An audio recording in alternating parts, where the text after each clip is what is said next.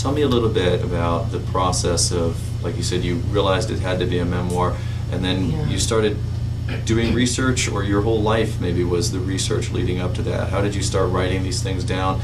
Was there an order? Did you write it? How did you write it? That's all very interesting. I think from a writer's perspective, I never considered writing a memoir. It never crossed my mind. I hadn't intended to ever write memoir. It just wasn't something that I really was that interested in or wanted to do. But when my mother died, and it was horrific, the end was really bad, my godmother said, well, the silver lining is it'll make a great novel. And I repeated that to Susan Cheever, who lives nearby.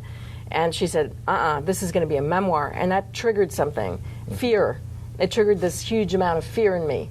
And I realized when I talked to my husband about it, and I said, you wouldn't believe what Susan said. And he didn't react quite as shocked as I expected. Oh no, of course you couldn't possibly write it as a memoir. He said, that's a great idea. Suddenly, the whole thing sort of unveiled. But I had the research done in terms of I had all the photographs. I know the two biggest archivists of my father's work at the University of Texas at Austin and one at University of Illinois in Springfield. I know them, and I'd been to their archives, and I knew what they had.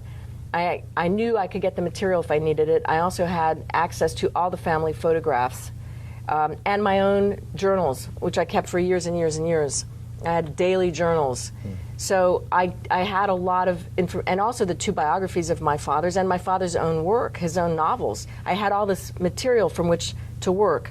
So when I started to put it together, my biggest problem was the structure. As you just said, how did you decide how you were going to structure it?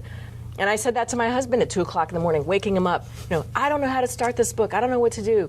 And he'd say, so what? Just start writing. Who cares? Just start it. You'll worry about the structure later. Leave me alone. I'm going Leave back me to alone. sleep. Yeah. And worry about the structure. Self permission to start writing.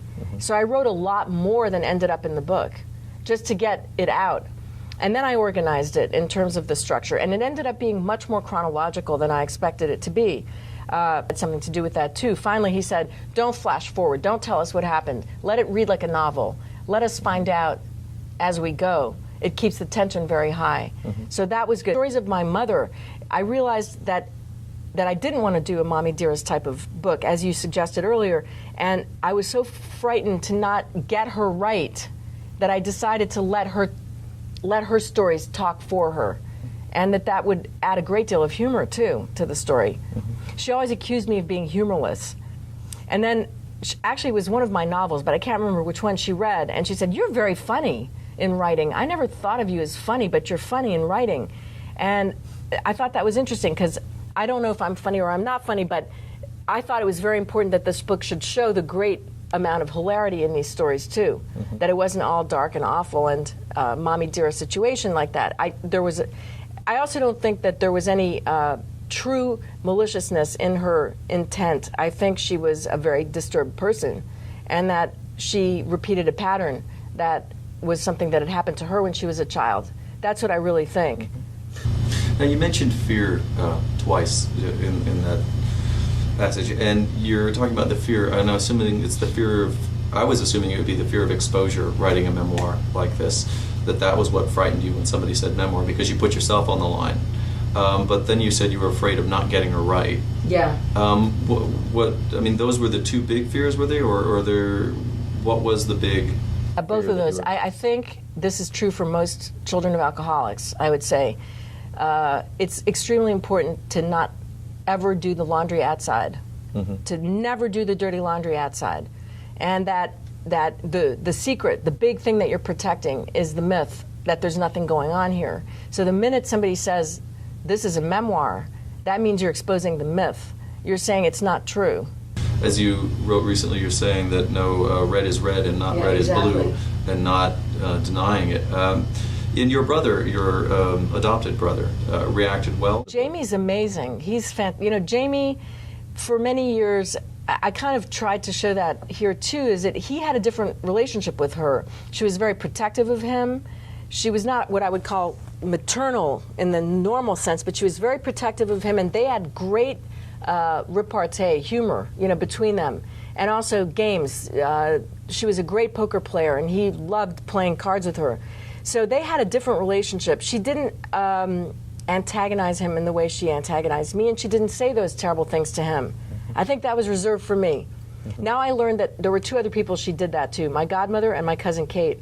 And my cousin came and lived with us for a while in Paris in her teen years. She had a very similar relationship with my mother, which I never found out till after my mother died. The antagonistic relationship. Yeah, and I never found that out till later, that I wasn't the only person that she was mean to in that way. But my brother didn't understand that relationship that I had with my mother, and I didn't understand his relationship with my mother either until she was very sick at the end of her life, and she started to lash out at him when he wouldn't let her out of the nursing home when she had 2 broken hips from falling down drunk, and she said, you know, take me home, and he said, I can't, it's not up to me. Then she lashed out at him, and he said, I can't believe the things she said to me. And I said, I can believe it. And he said, oh, well, now I guess you can. I understand. And we had a really great moment of closeness where he could see. And I gave him the book to read. He read the book, and I think it hurts him. It makes him feel sad that I had such a bad time with her. But he likes the book very much. He loves the book, and he's very proud of me. So he doesn't say, you know, I wish you hadn't written this book. He says things like, she truly did love you. She just didn't know how to show it. And that makes him feel better to say that. And I understand that, and that's fine. And I'm glad that he thinks that. And I don't know if I think that or not, but it doesn't matter. I don't think it matters. That brings me to something I've been fairly curious about while you're on this book tour. And I know that when I read it and a friend of mine read it, her reaction was, oh my God, this is a horrible character in this book. And she just felt like the things that she said, as you said, were so hurtful that she just felt really, really, really sorry for you. And then, so and I assume that's how most people react to it.